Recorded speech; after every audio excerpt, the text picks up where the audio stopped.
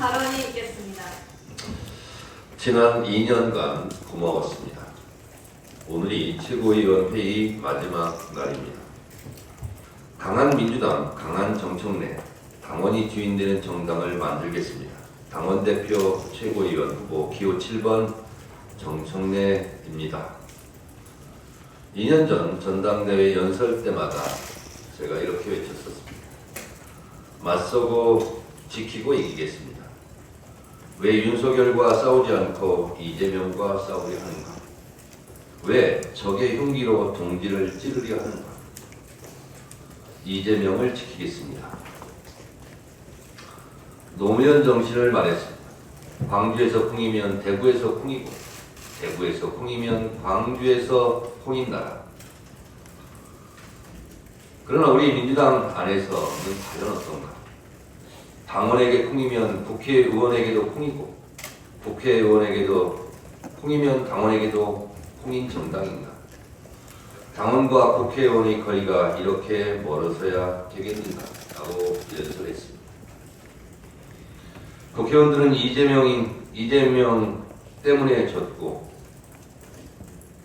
다시 하겠습니다. 국회의원들은 이재명 때문에 대선에서 졌고, 그러니 책임지고 당대표에 나와서는 안 된다고 하고, 당원과 지지자들은 이재명이니까 그만큼 표가 나왔으니 당대표에 나와야 된다고 말했습니다. 국회의원과 당원의 거리를 줄여야 합니다. 국회의원 80%는 이재명 당대표 나와서는 안 된다고 하고, 당원과 지지자 80%는 이재명이 당대표를 해야 된다고 주장했습니다. 누가 옳습니까? 이런 연설을 제가 했습니다. 2년 전 전당대회 때 유세 내용인데 지금 생각해보면 격세지감입니다. 당원이 주인되는 정당을 만들기 위해 저는 10수년 전부터 시기와 질투, 때로는 모함을 받으며 고통도 당했습니다. 진정 당원이 주인인 정당이 진정 강한 정당입니다.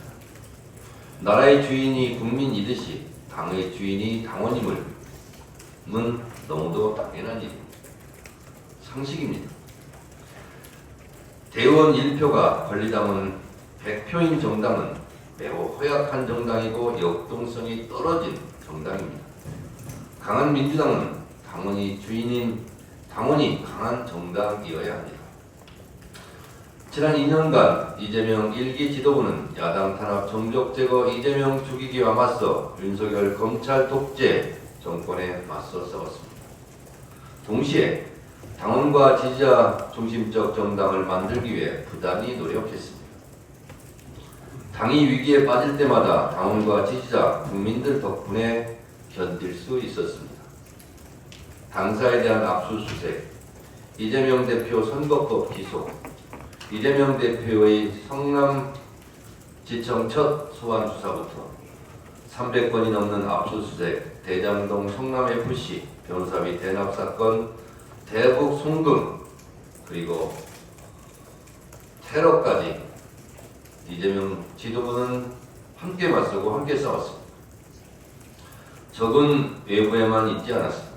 이재명 대표 체포동의안 가결 사태와 이재명 대표의 목숨을 건 단식투쟁, 그리고 법원의 기각까지 내후 외환을 우리 지도부는 견디고 버티고 끝내 당원들이 공천혁명에 힘입어 역사상 최초의 야당 단독 과반수 이상의 압도적 승리를 거뒀습니다.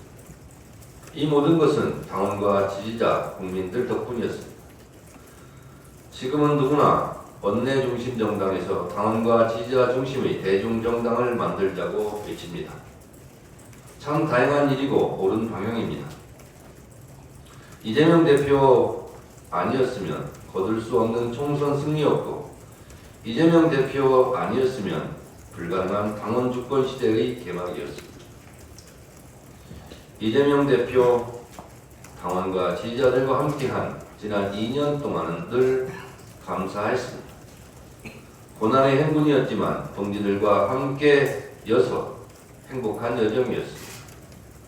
다음 지도부는 전국 대원제를 폐지하고 누구나 1인 1표인 더 강한 민주당을 만들어 한 걸음 더 나간 더더더 강한 민주당을 만들어 주십시오.